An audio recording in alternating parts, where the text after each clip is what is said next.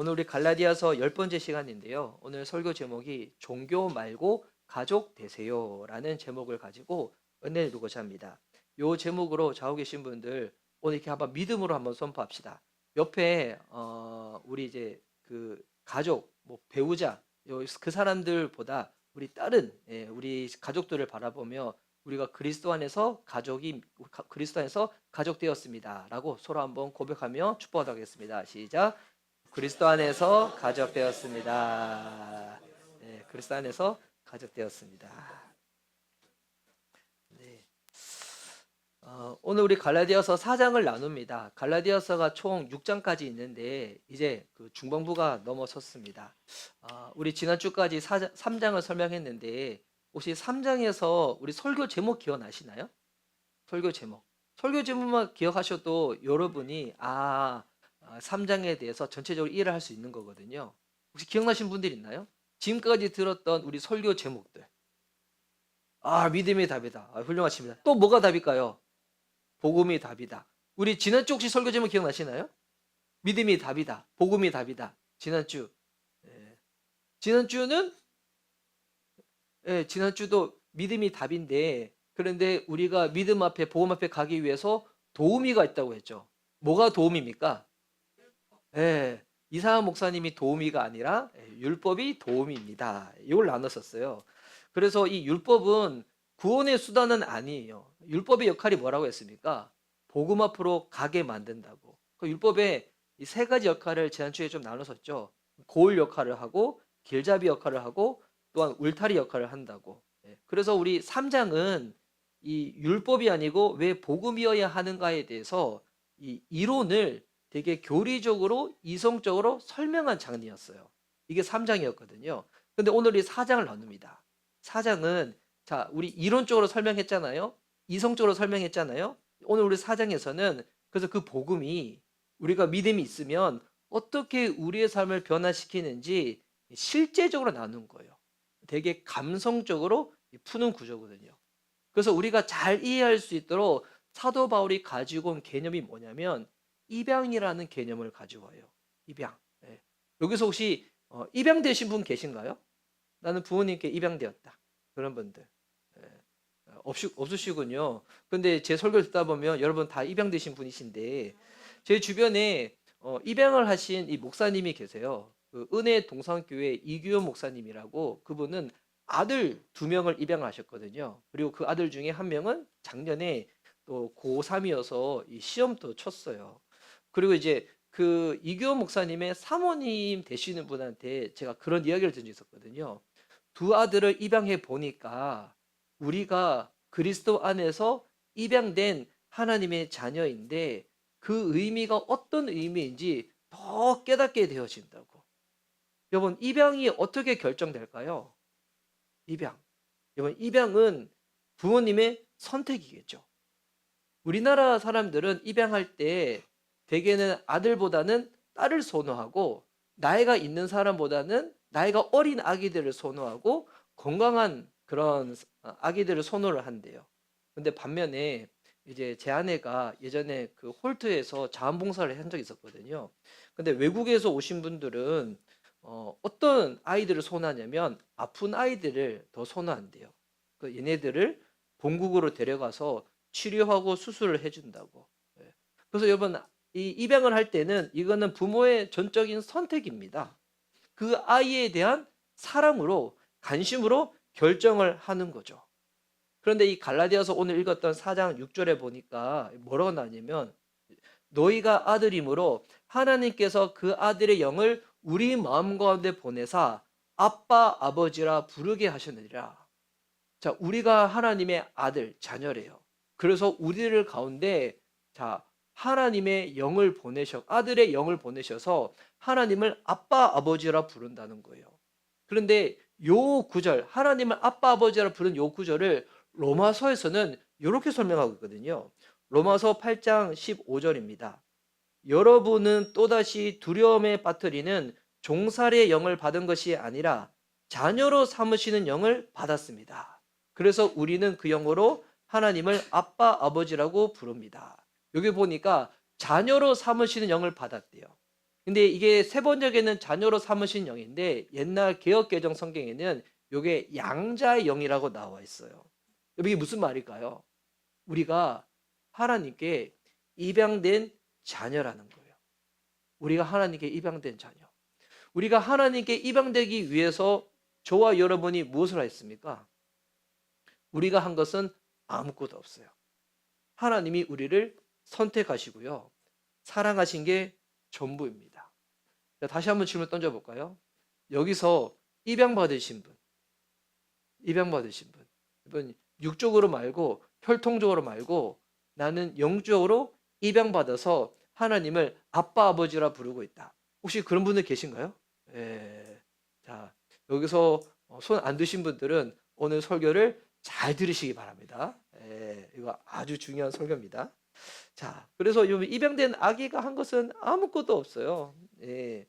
그래서 이에 대한 우리가 정확한 이해를 가지고 있어야 돼요. 많은 사람들이 기독교를 아직까지 어떻게 오해를 하는가? 내가 무언가를 해야 하는 종교로 오해합니다. 여러분, 그러니 부담이 되죠. 내가 무언가를 해야 되니까. 근데 기독교의 핵심인 복음은 어떤 이야기입니까? 우리가 무언가를 해야 된다는 충고가 아니라는 거예요. 복음이 뭐예요? 그리스도가 되시는 예수님이 우리를 위하여 무엇을 하셨다는 소식이에요. 제가 이 얘기를 거듭거듭 이야기하죠. 근데 여러분, 이 이야기를 귀로 듣더라도 내가 이게 마음으로 또 영으로 깨달아질 때까지는 이 성령님의 도우심이 필요해요. 여러분, 기독교가 뭐라고요? 우리가 무언가를 해야 된다는 게 아니라 기독교의 핵심인 복음은 그리스도가 되시는 예수님이, 이거 되게 중요한 표현인데 이번 나중에 제가 상공부 같은 거 할 때 한번 설명드릴게요.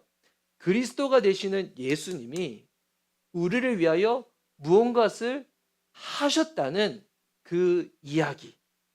그래서 그것을 소식으로 전하는 것. 이게 뭐라고요?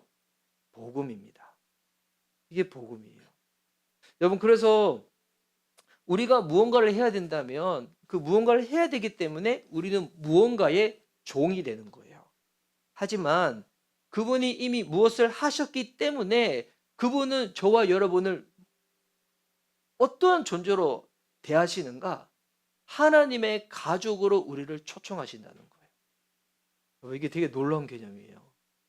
우리가 하나님의 자녀가 되기 위하여, 우리가 하나님의 가족이 되기 위하여 여러분이 무언가 할 게 아무것도 없다는 거예요. 그분이 다 하셨습니다. 그분이 다 하심으로 말미암아 저와 여러분을 하나님의 자녀, 하나님의 가족으로 초청하신다는 거예요. 그래서 오늘은 이 본문을 가지고 우리가 복음을 믿을 때 어떻게 되는가를 설명하려고 해요.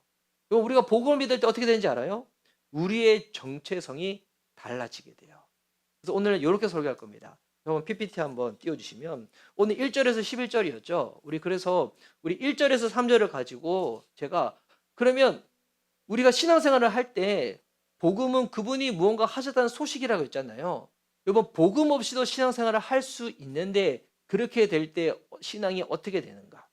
그리고 4절에서 7절까지의 말씀을 가지고는 이 복음으로 이 예수님이 오셔서 우리를 어떻게 하셨는가? 우리가 어떻게 되었는가? 그리고 마지막 8절에서 11절을 가지고, 자, 그러면 복음을 잊어버리면 또한 우리가 어떻게 되는가? 오늘 사도 바울이 갈라디아 교회 성도들에게 오늘 실제적인 이야기를 한다고 했죠. 그들의 마음을 지금 만지는 이야기를 하는 거예요. 입양이라는 개념을 가지고. 오늘 이렇게 제가 한번 설교를 해볼게요. 그래서 첫 번째가 이겁니다. 복음이 없는 신앙은 어떻게 되는가? 우리의 이게 신앙 생활 중에서 여러분이 복음을 놓쳐버리는 거예요. 복음의 중심, 복음에 우리의 신앙의 중심, 방점을 찍지 않은 거예요. 그럴 때 어떻게 되는가?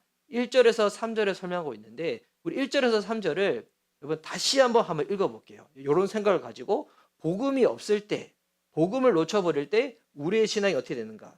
1절에서 3절 같이 한번 읽겠습니다. 시작. 내가 또 말합니다. 유업을 이을 사람은 모든 것의 주인이지만 어릴 때는 종과 다름이 없고 아버지가 정해놓은 그때까지는 보호자와 관리인의 지배 아래에 있습니다.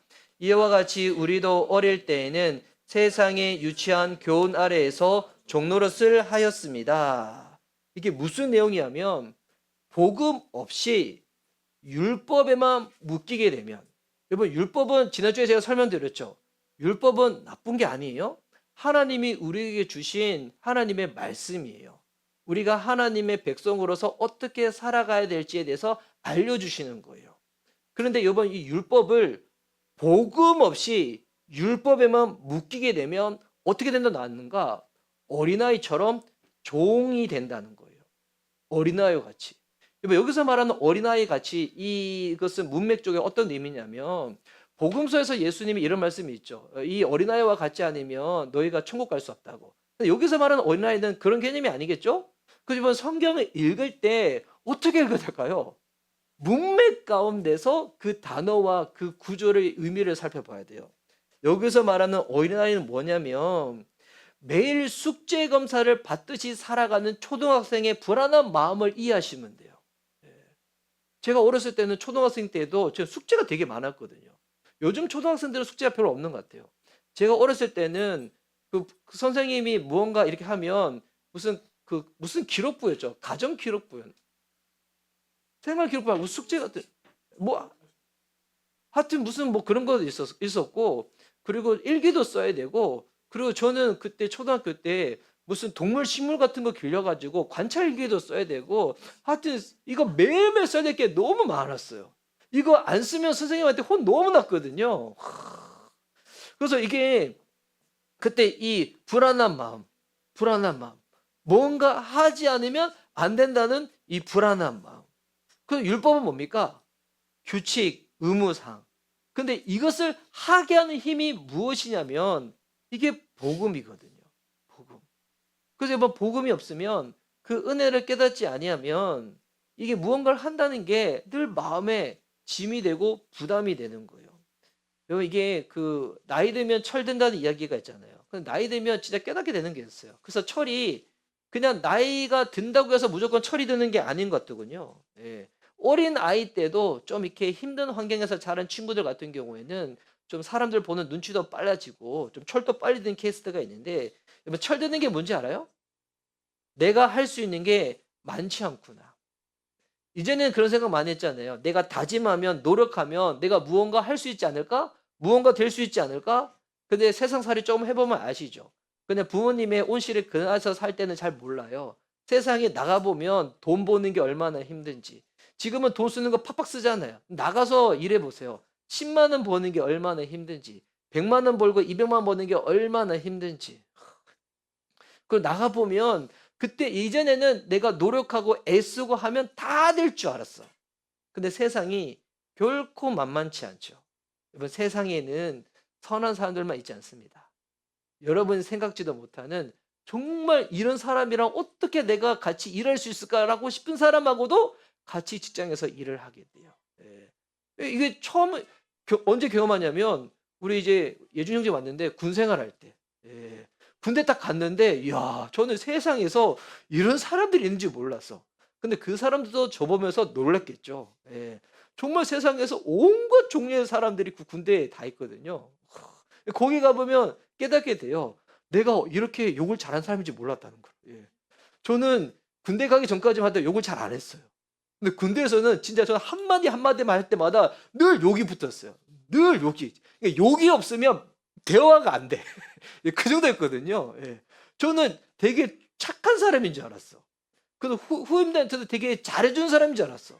근데 후임이 저를 어느 순간 살살 약올릴 때 저 아직까지 기억하고 있어요. 저는 전차 종수였는데 전차 그 탱크 안에서 같이 청소하다가 얘가 저를 살살 약올린 거야. 그때 제가 태어나가지고 정말 대놓고 막 할 수 있는 온갖 욕을 다 퍼부었어요. 예. 이거 완전 욕으로 완전 인격 말살을 시켜버렸거든요.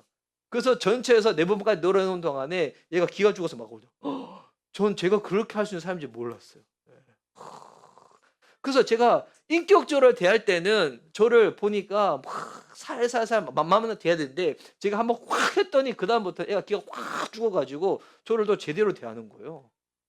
야, 뭐 세상이 그렇더군요. 세상은 잘 대해주면, 선하게 대해주면 나를 되게 만만하게 봐.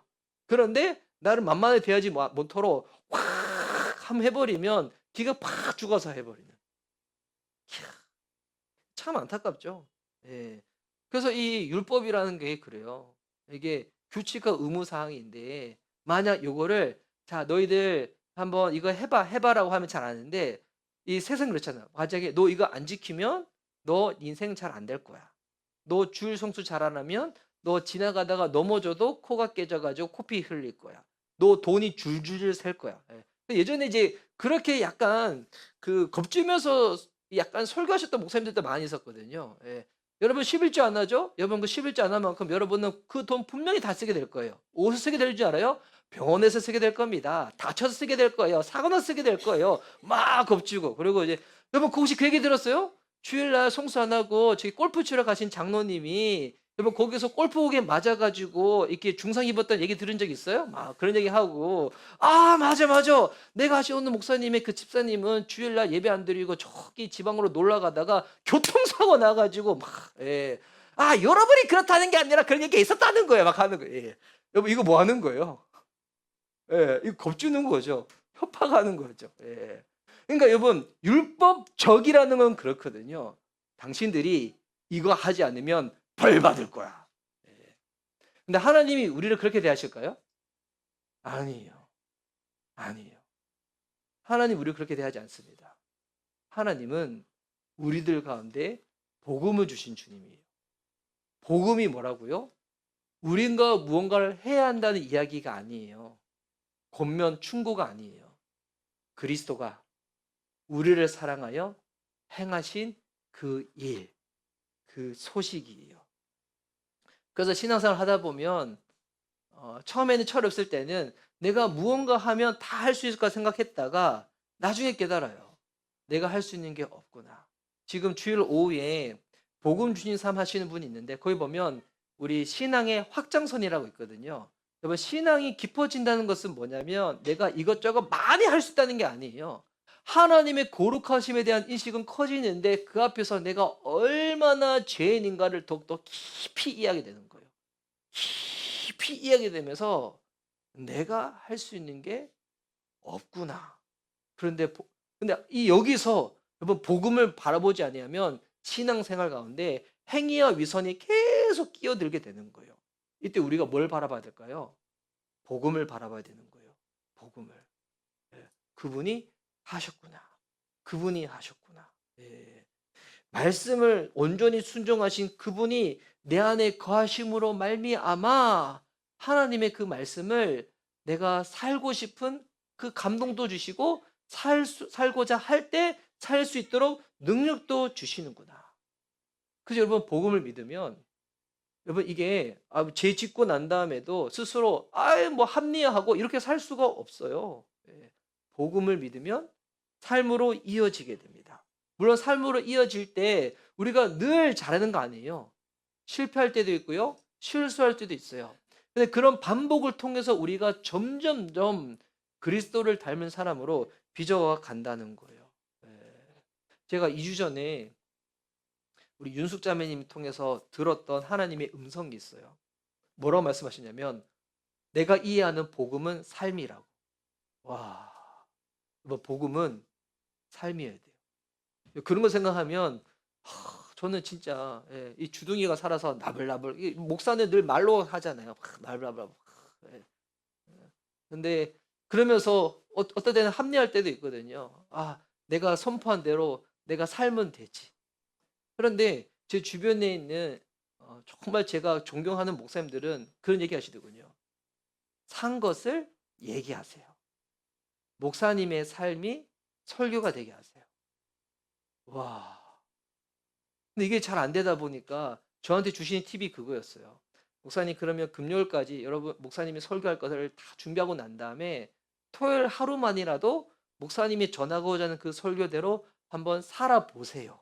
그리고 산 것을 가지고 주일날 설교하세요.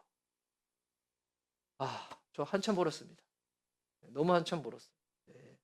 복음이 삶이 된다면 우리 성도님들은 그냥 제 삶을 보고서 그저 하나님을 바라보게 될 것인데 복음을 묵상하게 될 것인데 근데 우리 가운데서 여러분 이런 아직 어린 수준도 있고 이런 실수와 실패가 있지만 이런 것들을 통해서 점점점 하나님이 우리를 복음 앞으로 데려가시고 그리스도를 닮게 만드신다는 거예요. 뭐 그래서 우리의 신앙에 복음이 쏙 빠지면 은혜 없이 자꾸 무언가를 해야 된다. 뭐 요게 뭔지 알아요? 이게 종교예요. 뭐 기독교를 사회 우리 학적으로 인문학적으로 체크할 때 종교적에서 체크를 하지만 여러분 기독교는 원래 따지면 종교가 아니에요. 종교는 뭐예요? 내가 무언가 수행을 해야 된다는 거예요. 수행을. 그러니까 부담이 되죠? 압박이 되죠? 기쁨이 있어요, 없어요? 기쁨이 없어요. 종교는 기쁨이 없어요. 근데 신앙은 기쁨이 있어요. 그분과의 관계 가운데서 누리게 되는 거거든요. 자, 그러면 그분이 무언가를 하셨다는데 그분이 무엇을 하신 걸까요? 그분이 하신 일로 말미암아서 우리가 도대체 어떤 존재가 우리의 정체성이 어떻게 바뀐 것일까요? 이것이 4절부터 쭉 나옵니다. 4절 말씀 보세요. 제가 한번 읽을게요. 그러나 기한이 찼을 때 하나님께서는 자기 아들을 보내셔서 여자에게서 나게 하시고 또한 율법 아래 놓이게 하셨습니다. 와, 기한이 찼을 때 하나님의 때가 됐을 때 주님 성부 하나님 뭐 하셨다는 거예요? 자기 아들을 보내셨다는 거예요. 하나님의 유일한 아들. 그래서 우리가 이걸 뭐라 부릅니까? 독생자. 예. 독생자를 보내셨다는 거예요. 그런데 하나님의 아들이니까 그분은 하나님이시지만 그분은 어떤 모습을 얻다는 거예요? 여자에게서 나셨다는 거예요. 우리랑 똑같은 인간의 모습으로 오셔서 어떤 삶, 어디 놓이게 되셨다고요? 율법 아래 놓이게 되었다는 거예요. 율법 아래 놓였다는 것은 뭐냐면 율법을 다 지켜야지만 하나님의 기준에 도달할 수 있는. 근데 제가 있는 인간들은 그런 삶을 살 수가 없죠? 근데 예수님은 어떻게 하셨는가? 5절에 보니까 그것은 율법 아래에 있는 사람들을 속량하시고 우리로 하여금 자녀의 자격을 얻게 하시려는 것이었습니다. 왜 예수님이 율법 아래에서 태어나셨는가? 인간으로 오셨는가? 왜냐하면 율법 아래에는 우리는 율법 아래에 있거든요. 그래서 이거를 율법의 저주라고 해요. 무슨 말이냐면 우리들은 율법을 살아내고자 하는 마음도 없고 율법을 온전히 다 지킬 수 있는 능력도 없는 자라는 거예요. 이 율법의 저주에서 우리를 속량하시기 위하여. 속량이라는 단어 기억나시나요? 이거 시장에서 쓰는 단어로 했잖아요. 물건값 주고 구입하는 거, 사는 거. 율법 아래에 있는 우리들을 하나님께서 값을 치르시고 우리를 건져내시기 위해서 아들을 보내셨다는 거예요. 그래서 7절 말씀, 6절 말씀에 그런데 여러분은 자녀이므로 하나님께서 그 아들의 영을 우리의 마음에 보내주셔서 우리가 하나님을 아빠, 아버지라고 부를 수 있게 하셨습니다. 와, 놀랍죠. 놀랍죠. 네.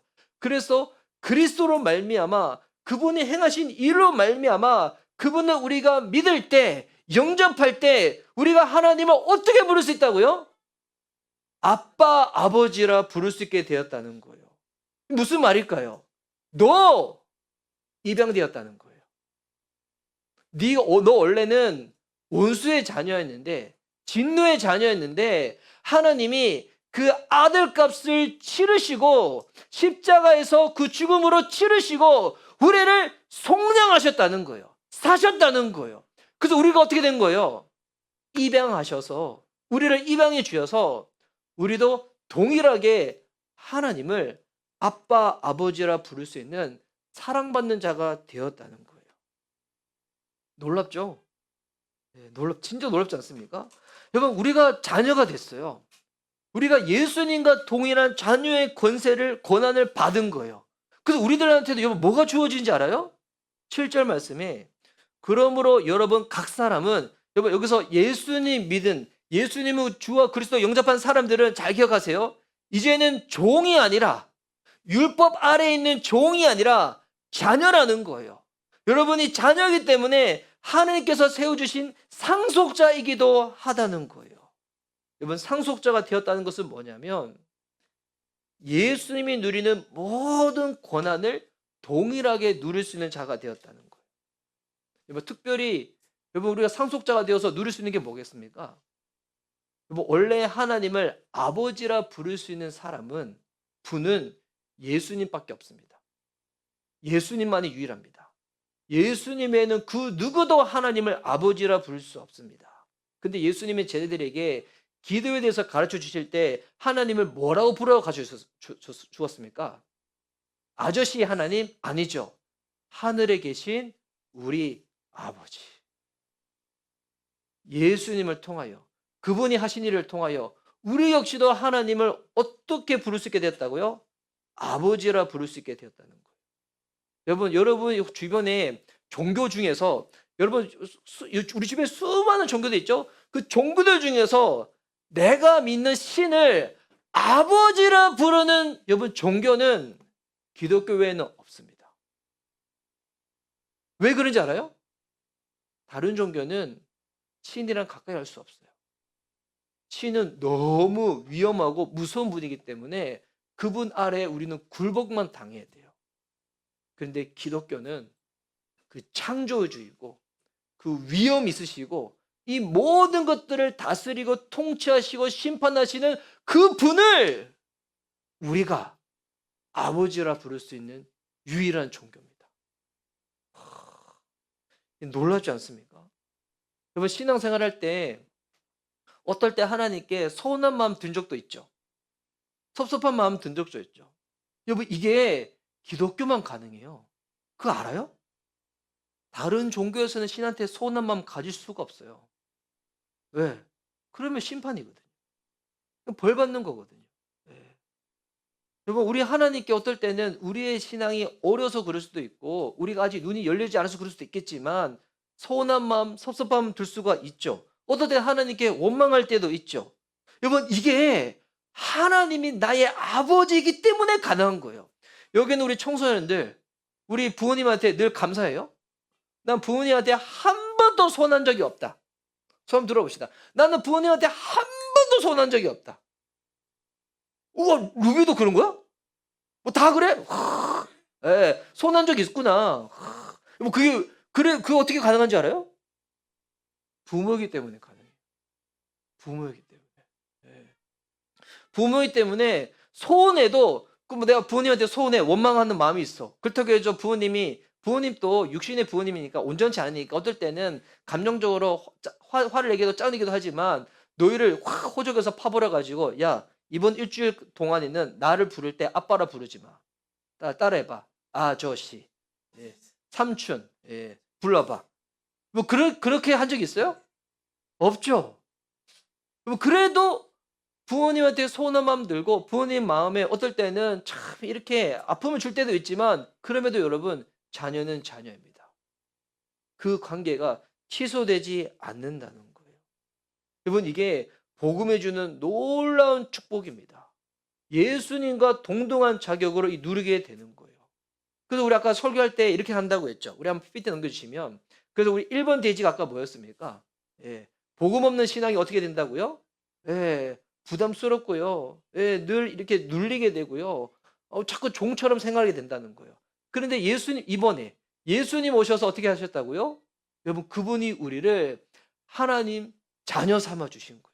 그분을 믿음으로 말미암아서. 우리도 예수님과 동일하게 하나님을 아빠, 아버지라 부를 수 있는 그 권한을 누리게 되었다는 거예요. 자, 그렇다면 이제 마지막 세 번째. 그러면 여러분 우리가 신앙생활 할 때 복음을 잊어버린다. 예. 우리 양육할 때 이런 표현 쓰이죠. 복음 중심적인. 우리 교회에서 하고 있거든요. 이게 복음 중심이라는 것은 우리의 모든 삶의 은행이 그렇게 돼야 돼요. 부모로서, 목회자로서, 우리 직장인으로서 복음이 중심돼야 되는데 그런데 우리가 복음을 놓치게 되면 잊어버리게 되면 어떻게 되는가? 어떻게 될까요? 아까 우리 처음에 복음을 놓치게 되면 우리가 뭐가 된다고 했어요? 종이 된다고 했죠. 복음 놓치면 어떻게 될까요? 다시 종처럼 생활하게 되는 거예요. 우리가 하나님의 자녀임에도 불구하고 우리 하나님이 신봉산 자녀 삼아 주셨는데 실제 모습은 또 종처럼 신앙생활하게 되는 거예요.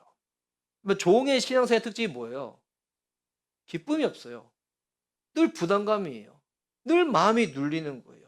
지금 갈라디아 교회 성도들이 그런 거예요. 바울이 그에 대해서 너무 안타까워하고 있는 거예요. 그들은 복음을 알며도 불구하고 성령을 알며도 불구하고 다시 율법적으로 삶으로 돌아간 그들을 보며 탄식하는 내용이 이 갈라디아서 4장의 내용인 거예요. 어떻게 탄식하고 있는가? 8절부터 보세요. 8절부터 11절 제가 한번 쭉 읽을게요. 그런데 전에는 여러분이 하나님을 알지 못해서 본디 하나님이 아닌 것들의 종노릇 하였지만, 그렇죠, 하나님을 알지 못할 때는 그냥 종노릇 하는 거예요. 예. 무슨 종이 될까요? 사람의 종이 될 수도 있겠고, 돈이 종이 될 수도 있겠고, 성의 종이 될 수도 있겠고, 인기의 종이 될 수도 있겠고. 이거는 표면적인 거죠. 이면으로 들어갈까요? 나는 안정된 삶을 살고 싶어. 안정의 종이 될 수도 있고요. 나는 사람들한테 인정받고 싶어. 인정의 종이 될 수도 있고요. 나는 사람들한테 허세 누리고 싶어. 허세의 종이 될 수도 있고요. 나는 이 모든 것들 난 통제하고 싶어. 통제의 종이 될 수도 있고요. 뭐 정치인들 보세요. 다 대한민국 잘 된다고 하지만 여러분 그들을 보니까 다 권력의 종이 되고요. 명예의 종이 되고요. 다 거기에 뭐가 된다고요? 복음이 없으면 이 종이 되는 거예요. 종이 되는 거. 하나님을 알지 못한 사람들은 여러분 누군가 무엇에 다 종입니다. 예. 살펴보세요. 드러나는가 안 드러나는가 저의 차이일 뿐이지 숨기고 있나 숨기지 않을 뿐의 차이지 다 종이 됩니다. 예. 여러분이 뭐에 종이 되는지 종인지 확인하는 방법은 뭐냐면 내가 항상 이거 생각했을 때 재미있고 흥분되는 거. 예. 이거 할 때는 돈이 아깝지 않아. 예. 그러니까 헌금 들 때는 내가 부들부들 떨 수 있는데 이거 생각할 때는 돈이 안 아까워. 이거 생각할 때는 보니까 피곤해도 하는 거 있죠. 피곤해도 막 하다가 밤에 잠. 예. 피곤해도. 예배 시간에는 억지로 막 졸린데 막 이런데 밤에는 막 유튜브 보고 막 이 영화 보다가 막 잠해. 그러니까 시간도 안 아깝고 돈도 안 아깝고 여기 에너지 쓰는 거 안 아까워. 그 뭔지 알아요? 거기에 지금 내가 종이 되어 있다는 거예요. 예. 여러분 그 열정은 너무 좋아. 열정은. 저는 우리 아들 얘기하면 그런가? 저는 우리 주다가 열정이 있는 사람이에요. 볼 때마다 너무 진짜 와 너무 반가워. 열정이 있어. 진짜 나중에 하나님이 방향만 딱 바꿔주실 것 같아. 열정이 있어. 여러분 사람이 열정이 있어야 돼요. 예. 내가 보고 싶은 축구를 위해서 새벽 2시에도 일어날 수 있는 그 열정. 이 열정. 예. 여러분 그런 열정이 있어요? 그런 열정이 있어요? 내가 진짜 내 원하는 대학 가고 싶어가지고 밤에 잠을 줄여서도 공부하는 그 열정. 예. 저는 10대 때 열정 없으면 안 된다고 생각해요. 물론 방향은 아직 하나님이 아닐 수도 있어. 신은 아닐 수도 있어. 예. 근데 10대 때 열정 없으면 어떻게 해요? 예. 나중에 일단 열정이 있어야 돼. 그 나중에 어떻게 될까? 하나님이 그거 확 바꿔주세요. 예. 주신 게 수련해서 그렇든지 우리 교회에서 그렇든지 주님 바꿔주실 거예요. 예. 기대하세요. 꼭 바꿔주십니다. 하나님이 저도 바꿔주셨는데. 그런데 여러분, 근데 우리 9절 말씀 보세요. 지금은 여러분이 하나님을 알 뿐만 아니라 하나님께서 여러분을 알아주셨습니다. 하나님 믿고 있다는 거죠. 안다는 거죠. 또 하나님도 여러분을 알고 있대요. 지금 이들은 뭐예요? 구원받은 그리스도인이에요.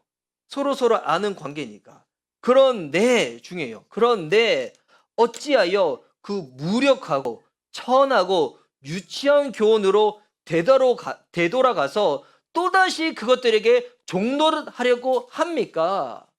내가 복음을 믿기 전에 예수님 영접하기 전에 내가 종노를 하고 있었던 것이었죠. 두려움의 종일 수도 있겠고 명예의 종일 수도 있고 하여튼 종들 하고 있는데 내가 예수님을 믿었음에도 불구하고 내가 마음의 중심을 놓쳐버리니까 복음을 놓쳐버리니까 다시금 그것 때문에 내 시간, 에너지 모든 것 낭비하고 두려워하면서 그렇게 생활하고 있다는 거예요.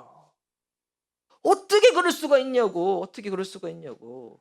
구체적으로 갈라디아 교회 성도들은 어떻게 했는가? 10절 보세요. 여러분이 날과 달과 계절과 해를 지키고 있으니 이거 무슨 말이냐면 날과 달과 해를 지키는 건 뭐냐면 당시에는 점성술이 유행하고 있었어요. 그래가지고 이걸 보면서 실제로 앞으로 내 인생이 어떻게 되는지 그 점을 치고 있었다는 거거든요. 예. 그러니까 여러분 내 인생의 주인 누구예요? 하나님이시면 여러분 하나님이 내 인생을 붙잡고 책임지시는 거예요. 뭐 오늘 이렇게 여기 계신 분들한테는 제가 이제 말씀드리지만 뭐 그래도 하려면 할 수 있지만 여러분 재미로도 사주나 타로는 보면 안 되는 거예요. 여러분 그게 왜 심각한 죄인 줄 알아요? 거기에 내 인생의 운명을 거는 거예요. 어떤 분들은 그래요. 아, 재미삼아서 하는 거라고.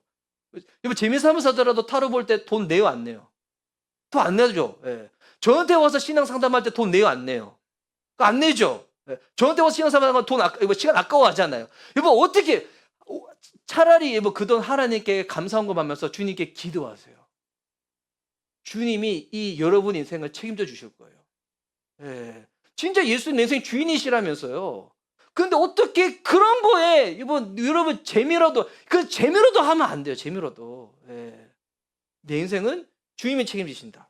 여러분, 이게 타로 사주 이런 것뿐만이 아니에요. 실제로 보면 이런 얘기 하면 그럴 수 있지만 진짜 하나님이 내 인생의 주인이라고 믿기 때문에 여러분, 힘들고 버겁고 어려워도 우리가 뭐 하는 거예요?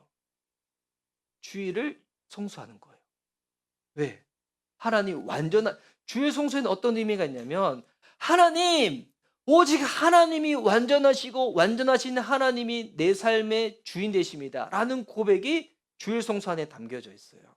근데 우리는 주일 성수할 때 되게 소비자적인 마인드가 있어서 오늘 목사님 저 한번 감동시켜 보세요. 오늘 목사님 저 한번 은혜 받게 해주세요. 오늘 찬양팀 나 한번 마음 좀 이렇게 말랑말랑하게 한번 만들어 봐. 예. 근데 오늘 신영신 목자님이 오늘 평소와 다르게 약간 이렇게 욕심을 부려가지고 키업을 하는데 인상해가지고 우리 예.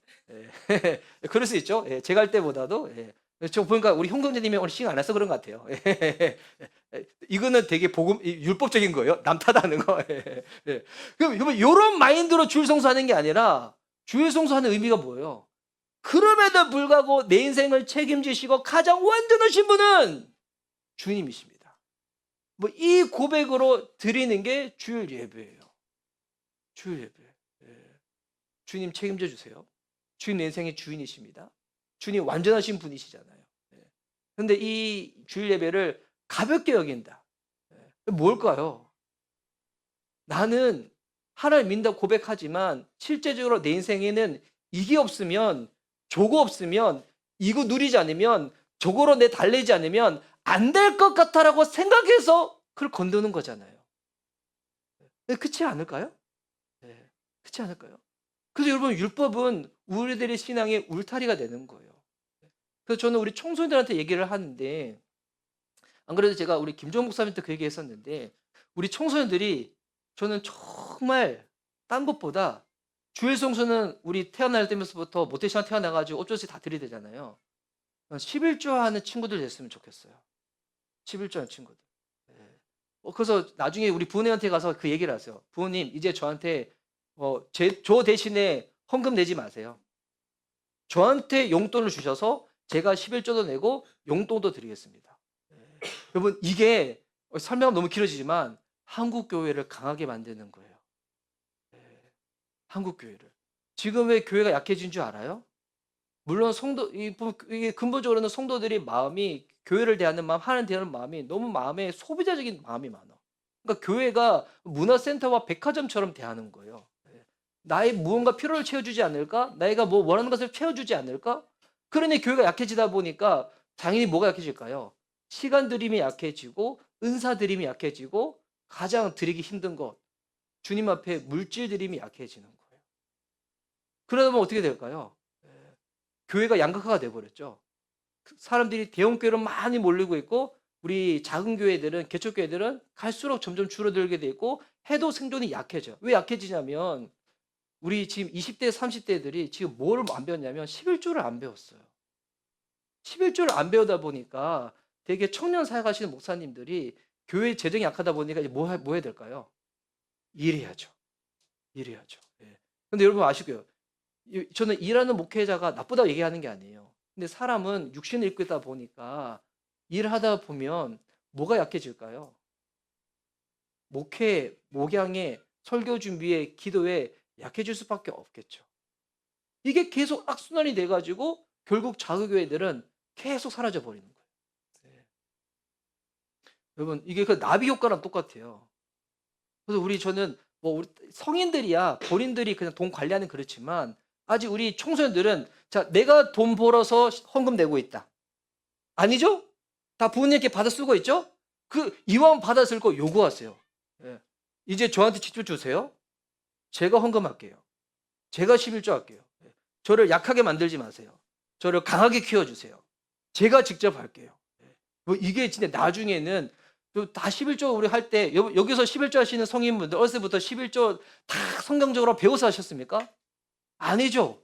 그냥 잘 몰랐지만 교회에서 시키고 부모님이 시켜서 하다 보니까 어느 순간 그게 내 삶의 습관이 되어지게 되고 그 어느 순간 이에 대해서 내가 의미를 깨닫게 되어지고 그리고 나중에 여러분 진짜 그 11전 사람들이 다 부자 되는 건 아니에요. 예, 여러분 11전도 부자 된다고 여러분 그거는 하나님과 거래하는 거잖아요.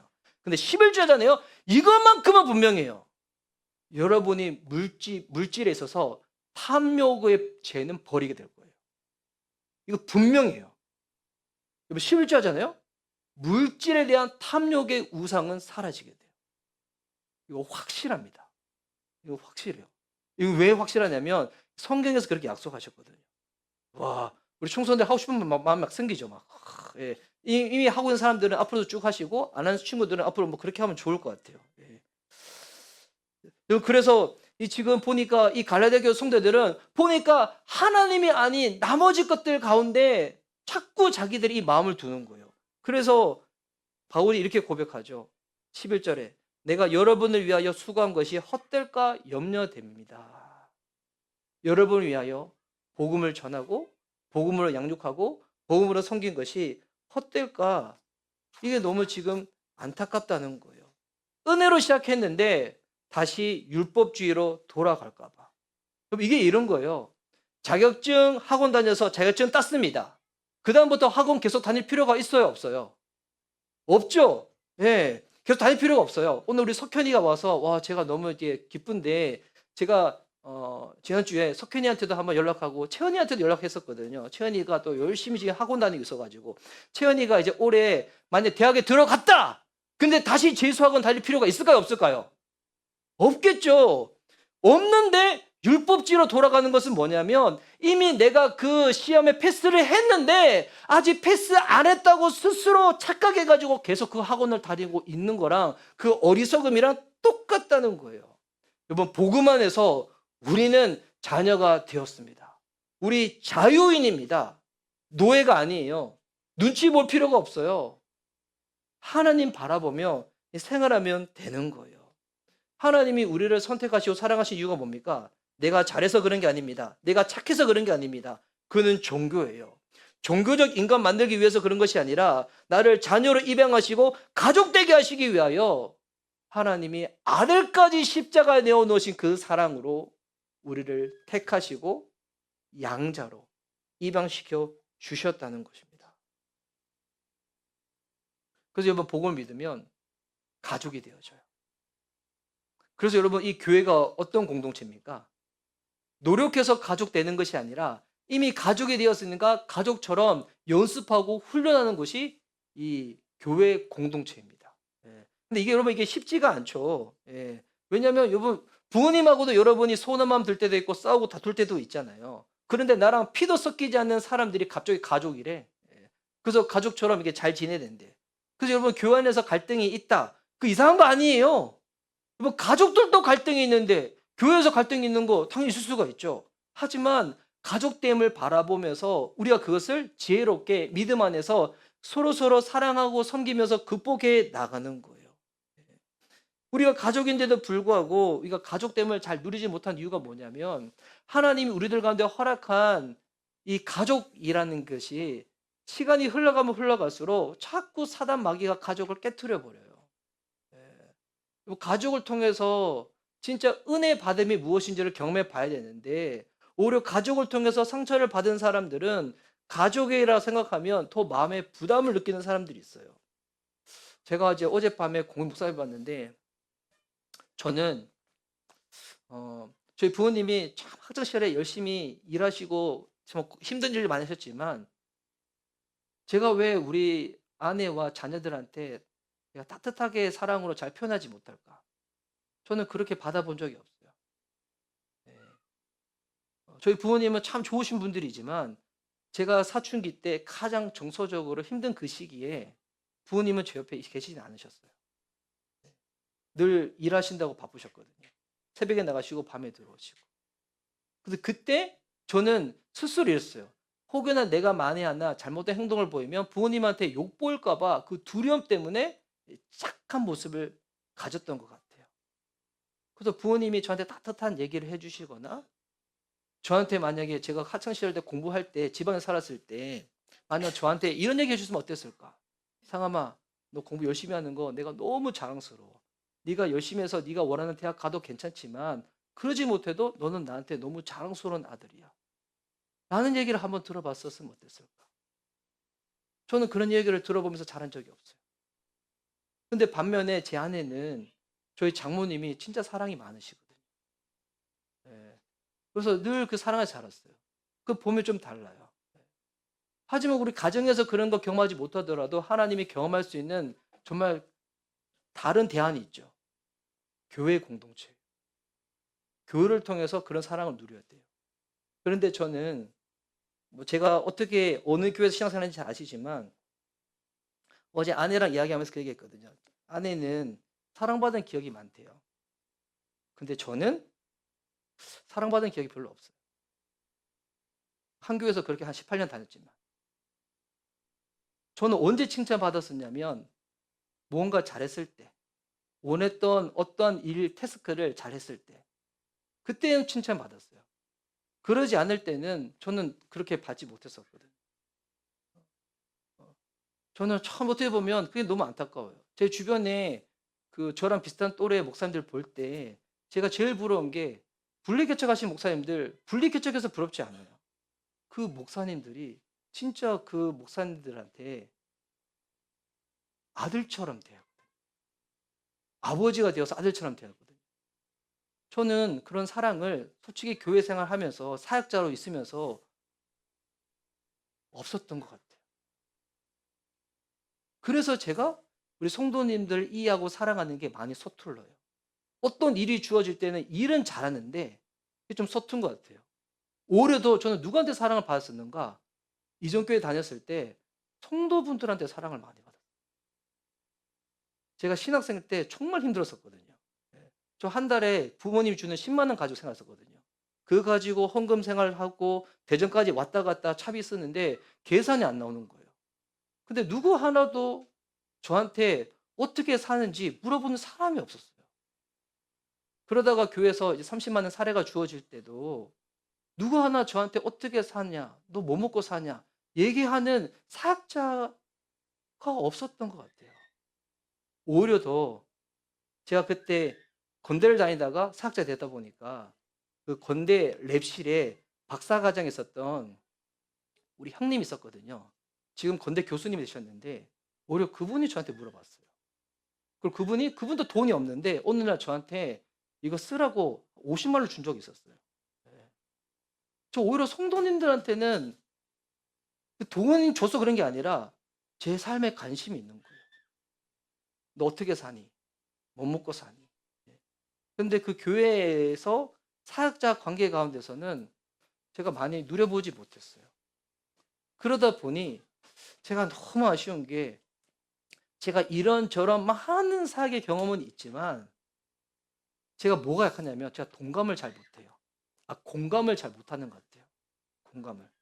성도님들이 갖는 그 삶의 어려움과 아픔이 있었을 때 제가 공감을 잘 못해요. 예. 근데 공감 못한다고 해서 이걸 합리화해서 계속 그렇게 살 수는 없잖아요. 저도 노력해야 되겠죠. 애써야 되겠죠. 하지만 이게 제가 한계치가 있어요.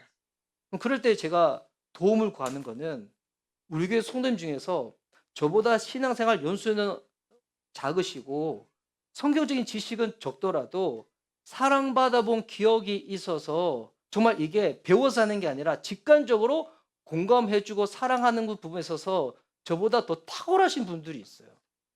어제 제가 최영기 목사님을 만났는데 최영기 목사님이 저한테 그런 얘기를 하셨거든요. 사람들이 약점이 있으면 그 약점을 고치려고 엄청 애를 쓰고 애쓰는데 하나님이 우리에게 약점 주신 이유는 그 때문에 주신 게 아니라고. 나한테는 이게 약점이지만 아마 하나님이 교회 공동체 식구들 중에서 내가 못하는 것을 잘하는 분들이 있을 거라고. 그분들께 부탁하라고. 그분들께 위임하라고. 방치가 아니고 위임하라고. 그래서 같이 세워져 나가라고. 그게 몸의 지체로서 공동체로서 누리는 거라고. 여러분 이제 저희 교회에서 신앙생활 한 1년 이상 하신 분들은 또 저를 아신 분들은 제가 뭐를 잘하고 뭐가 약한지를 이미 다 아실 거예요. 예. 저 지난주도 우리 교회 성도님들이 그래도 저 많이 위로해 주시거든요. "아 목사님 설교 길게 하는 때문에 너무 스트레스 받지 마세요." 예. 안 받으려고 하는데 아주 우리 어린 친구들 때문에 제가 계속 받을 때는 있거든요. 예. 노력하고 애는 쓰는데 잘 안 되는 부분이 있어요. 오늘 제가 평소보다도 설교 분량이 한 반밖에 안 됐는데 그래서 오늘 설교 진짜 짧을 줄 알았거든요. 근데 안 돼. 왜 이러지? 신기하게. 왜 안 되는지 모르겠어요. 예. 근데 여러분 이게 이상함이에요. 이상한 목사예요. 예. 잘 안 돼요. 노력하는데 개선하는데. 그래서 제가 이런 부분뿐만이 아니라 성도를 품고 하는 부분에도 제가 잘 안 되는 부분이 있거든요. 근데 거기에 저보다도 그런 부분들을 더 잘하시는 성도님들이 우리 교회에 진짜 계세요. 정말 계세요. 저는 그분들이 저를 도와주는 게 아니에요. 겉으로는 저를 도와준 것 같죠? 실제적으로 누굴 도와주는 거예요? 하나님의 일을 함께 섬기는 거예요. 같은 팀이 돼 가지고 같은 동력자가 돼 가지고. 네. 그래서 저는 요즘 사랑이 그런 것 같아요. 공감하는 능력 같아요. 공감하는 능력. 근데 제가 그걸 진짜 잘 못해요. 네. 이 사람이 지금 왜 그것 때문에 아파할까? 힘들어할까? 공감한다면 제가 그거 도와주면 되잖아요. 제가 이걸 잘 못해서 제가 사랑의 5가지 언어를 우리 종교인 성도들한테 다 하고 난 다음에 그거 받아 가지고 이 성도님한테는 요렇게 해 주고 요새는 저렇게 해 주고 할까 하는데 제가 그걸 진짜 잘 못하거든요. 예. 근데 여기서 이제 필요한 게 그럼 그거 못한다고 해서 우리가 가족이 안 되는가? 아니에요. 세상에는 쓸모가 있어야지 필요하다 얘기하잖아요. 근데 교회 공동체는 그게 아니에요. 쓸모 전에 뭐냐면 됨입니다. 됨. 교회의 구성원 됨. 교회의 회원됨, 하나님의 가족됨. 그거면 충분합니다. 그러고 나서 신앙이 자라고 난 다음에 내게 주신 강점을 가지고 하나님 앞에서 쓸모 있게 쓰임 받으면 되는 거예요. 아직 내가 교회에서 쓸모 있는 부분이 없다고 할지라도 우리는 가족 되었습니다. 가족됨을 우리 누리는 공동체. 예. 잘하는 사람만 드러나는 것이 아니라 못하면 못하는 대로 실수를 통해서 반복을 통해서 배우는 거예요. 예. 제가 얼마나 실수 많은데요. 저 그거 통해서 배운 게 얼마나 많은데요. 예. 애쓰는데 잘 안 돼. 애쓰는데 또 안 돼. 뭐 그걸 통해서 얼마나 제가 겸손해지고 낮아지는데요. 진짜 주님이시구나. 주님밖에 없구나. 우리 그리스도 안에서 가족이 되었습니다. 이것을 믿음으로 여기고 누리고 살아갈 수 있는 우리가 되었으면 좋겠습니다. 우리 종이 아니에요. 서로 여러분 가족은 나의 연약한 부분을 노출할 수 있는 공간이 되어야 돼요. 그 관계가 되어야 돼요. 우리 자녀들이 연약한 부분을 노출할 때 저희가 화를 낼까요? 버럭버럭 소리 질까요? 아니에요. 더 약한 자녀들한테 저 마음 가고 더 품고 싶은 게 부모의 마음이잖아요. 그런 가족됨으로서 함께 세워져 나갈 수 있는 우리 미션 리바이벌 교회 가족 공동체 될 수 있기를. 이거를 연습하고 훈련한 데가 목장이에요. 예. 거기서 연습하고 누릴 수 있는 우리 미션 리바이벌 교회 될 수 있기를 예수님의 이름으로 축복합니다. 아멘.